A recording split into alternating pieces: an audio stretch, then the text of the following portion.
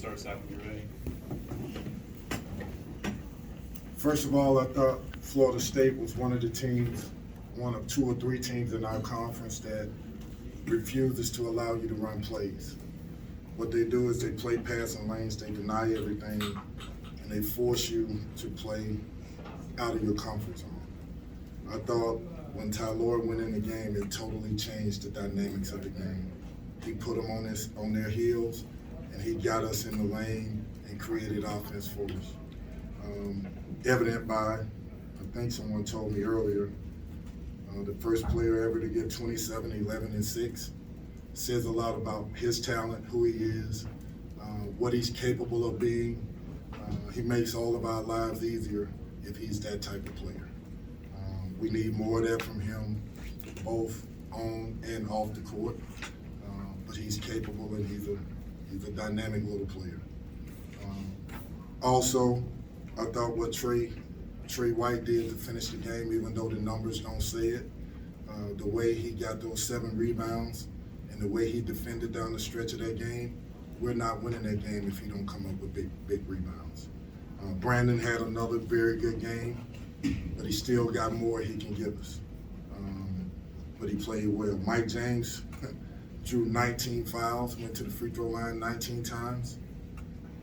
When we play like that, we're going to put teams on their heels, and we got to continue to do that.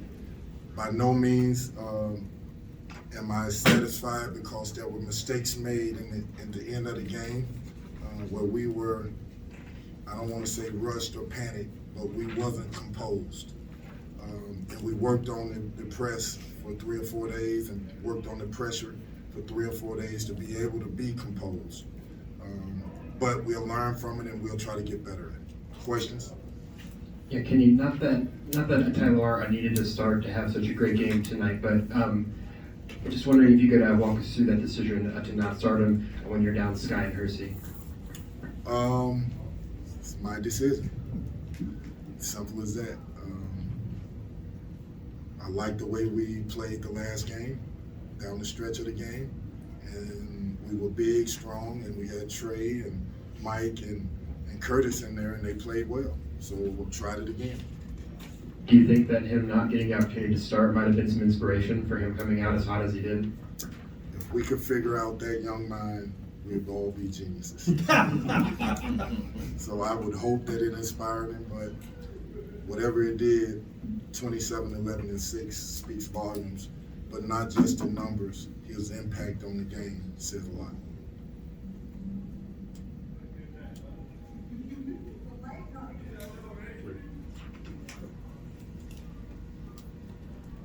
Kenny, how do you explain, a week ago we were sitting in here after the Virginia game where you were down 41-11.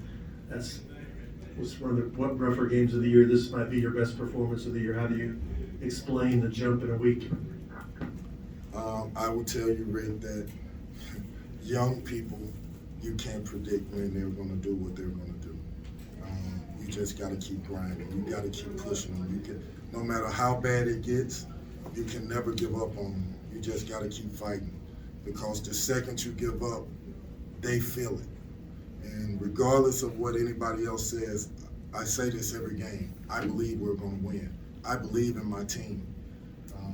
But we have to get experience and we have to learn and continue to get better. So it's the reason you don't give up on guys. We beat a very good team tonight.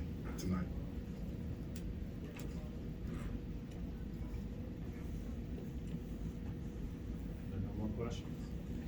Come on, Russ. Call on Brady soon.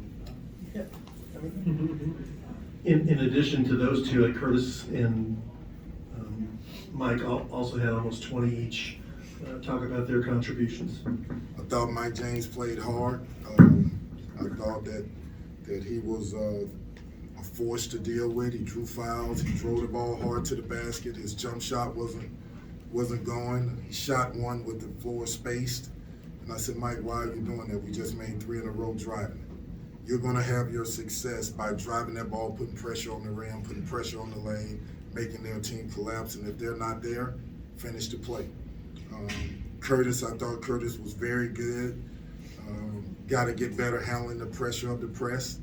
But overall, the shots that he made, the defense that he played, he's a winning basketball player, and he has to grow from this game. I don't have the stats just to like check this, but I think you guys forced on 18 turnovers. That might be a season high. I feel like it's close to a season high for ones you've got turned up with. Just how do you kind of view this as a defensive effort? You guys give up close to 100 points, but like you said, you've been praising guys for their effort down the stretch, especially, and just how do you look at this as a defensive effort? Well, the first thing I would say is that they shot 51% for the game, but we forced, like you said, 18 turnovers. That may have been the difference in the game. When I look at it, I want us to get stops. I would rather them shoot 35% opposed to 51. But we also were in gaps, and we did some good things defensively that forced them into turnovers. 18 turnovers, that's usually what teams are doing to us. And we were the aggressors today, and we were in gaps, we was helping each other, and we created steals and turnovers. Yeah. Tyler's not the biggest guy in the world, yet he seems to be totally unafraid to go and attack the big guys. Does that come from playing in New York City, or where does that come from? I think when you look at Tyler's history, you figure out that he's not afraid. He's one of those guys that believes he can attack anybody, no matter how big, how small. There are times in practice when I'm saying, "How tall are you?" I'm 6 feet. No, you're 4'3".